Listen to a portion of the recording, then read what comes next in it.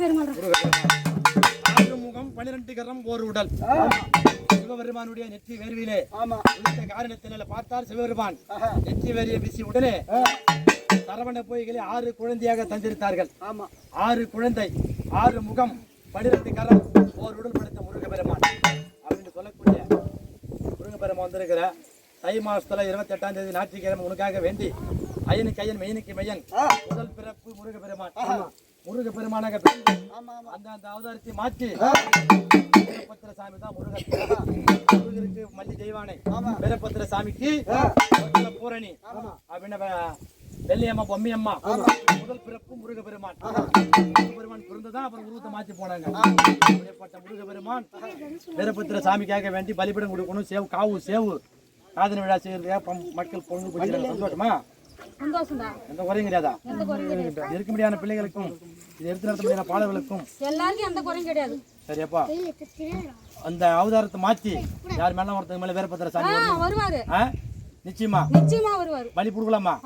சரி, அப்ப நீங்க அவச்சாரமா இருங்க, நாங்க அப்படியே கூட்டு பாக்குறோம். அப்படியே